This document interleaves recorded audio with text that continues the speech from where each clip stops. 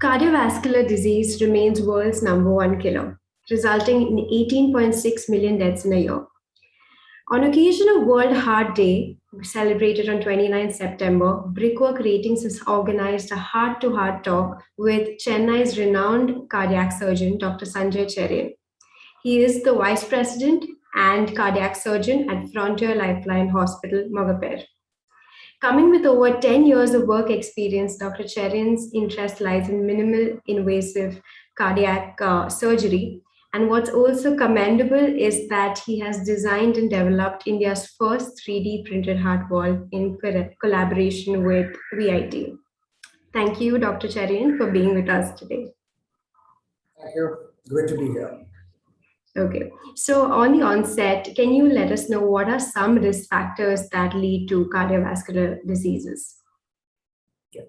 Now, first of all, as you mentioned, the most common cause of death in the world today is heart disease. So it's higher than cancers, higher than any form of infectious diseases, any form of road traffic accidents, anything. So the biggest killer in the world is heart disease today. And this is not just in the Western world. This is in developing countries, third world countries, whichever part of the globe we go to. Any country in the world, heart disease and its risk factors are the most common cause of death.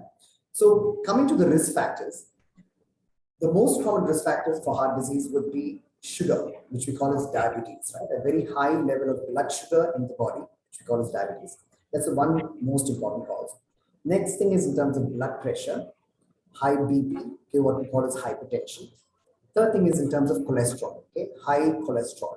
So if you take too much of oil in the food, causes a high cholesterol. So these are the three main risk factors. There are other factors as well. It could be like because of obesity, lack of physical exercise, a poor diet, could be even a genetic reason. So if your parents have heart disease, no matter how fit and active you may be, there is still 5 to 10% risk that you could have a genetic factor which itself can cause heart disease. So there are multiple risk factors, right? So it's not just one particular cause which causes heart disease, because many of my patients come up to me and say, "Doctor, I'm a pure vegetarian. Why did I get heart disease?" Or, "I don't drink, I don't smoke, I still got heart disease. How is this possible?" So as I told you, it's a multifactorial disease.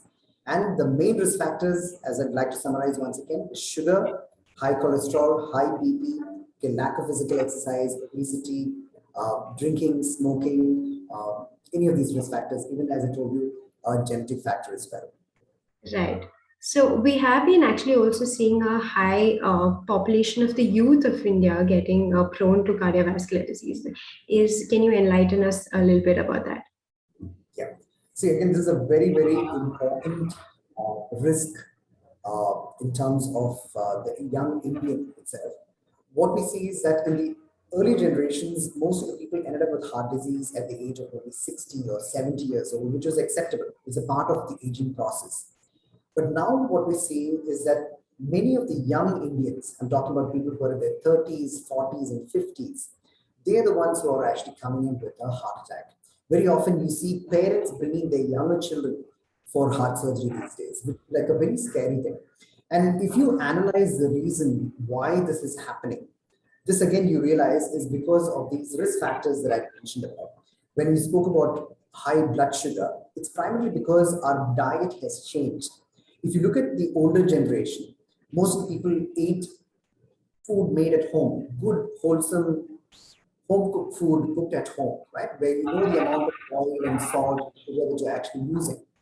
Nowadays, the trend has changed. The younger population, they tend to eat out more often. And when you eat out more often, what happens is that you're not able to control the kind of ingredients that go into it. So the amount of oil, the sugar, the amount of salt, which is added into the diet, that is one thing. Next thing is that the kind of food that we're eating, we tend to eat a lot of processed foods these days.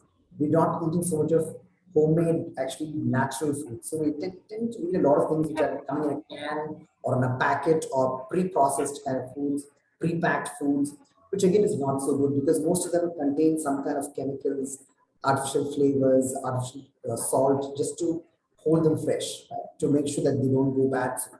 So that's another thing. And again, in terms of the kind of drinks that we actually take. We moved away from having a lot of fresh fruits and fresh vegetables, and we tend to have a lot more processed sugars and processed fruit juices, a lot of aerated drinks like Coke or Pepsi or Fanta, 7 Up, any of those things. So those are all containing a lot of calories, a lot of empty sugar, which is there in these drinks. So because of this change in our food habits, that's one major problem that we face. Second thing is in terms of the stress levels. Now, irrespective of what your field of work is, you could be a doctor or an engineer or a businessman or an accountant, lawyer, architect, anything. Especially what we see is people who are in the software industry, people who are in the banking industry, for example, automation industry.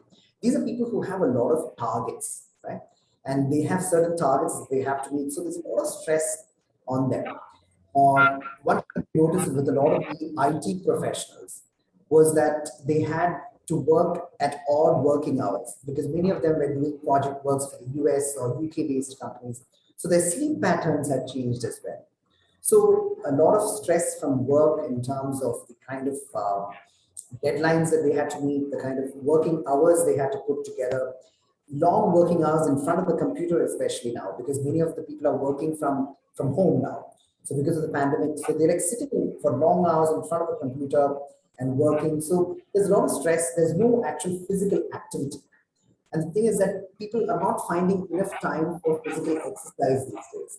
So these are things, and so what happens again is they don't want to get their hands dirty when they're working, so they tend to binge eat on small eats, a lot of fast foods. So all these fast foods again contain a lot of salt and a lot of oil, a lot of processed sugar. So our diet has changed, our exercise routine has changed. We don't have too much time for exercise, and our stress levels have increased. So, as a combination of all these things put together, the young Indian especially is prone for heart disease. And as we already know, India is the capital for diabetes around the world, which means that we have more Indians in India who are diabetic than the rest of the world put together. So all these combinations put together. The other thing is again, the Indian diet itself contains a lot of oil. And now whether you want to have like a crispy masala dosa in the morning, or whether it's like you want to end the meal with a rasgulla or with a gulab jamun or a laddu. Our sweets are amazing. The Indian sweets are amazing, but unfortunately they all contain a lot of ghee, they contain a lot of sugar. So overall, our diet, our exercise, our stress levels, all these things put together is what is harming the young Indian. Yes, definitely. Lastly, just one last question. COVID-19 has made things worse. Do you see any kind of myths that you would like to bust for anything related to COVID-19 and cardiovascular disease disorders? COVID-19 is a very serious and a very real pandemic that we're facing.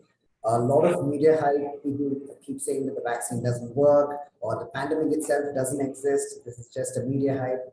Trust me, I know because I had COVID myself. I lost my family members, I lost many of my close friends to COVID. So I know how it feels. It is a very, very real disease that we're dealing with. So, in terms of prevention, yes, we need to wash hands, we need to wear a mask whenever we can. At the same time, getting yourself vaccinated is the most important form of preventing the disease. So, my sincere request to all the viewers would be that if you haven't been vaccinated, please get your vaccine done. If you're 18 years and above, please get it done. It doesn't matter as to which vaccine you take, please get yourself vaccinated. Getting the vaccine does not mean that you are completely immune to the disease completely. No. There are chances that you may get the virus infection, but the advantage is that the people who have been vaccinated, what we have clearly seen is that the mortality rates, that is the deaths after vaccination, is much less when compared to people who didn't have the vaccine. So many of the people that I lost are people who were not vaccinated. This was probably the first wave, or people in the second wave who didn't take the vaccine. So my sincere request would be please take the vaccine. Another quick question which most people have is that are people with heart disease more prone for complications following the vaccination? Which again is not true. There's no real data. Yes, there is a slight higher risk of clot formation, but you have medicines, you have blood thinners that you can take, oral tablets or heparin injections that we can give you to make sure that you don't get blood clots. But trust me, the chance of having a complication following a vaccination is much, much lower when compared to the people who didn't have the vaccine and who ended up with complication post-COVID infection, right? Okay. Thank you so much, Dr. Cherian. I think this has been very enlightening for us. And not only that, while we have lost so many lives, we have doctors like you to save many more. So thank you for spending time with us, and see you soon. It was a pleasure. Thank you so much. Take care. Stay safe.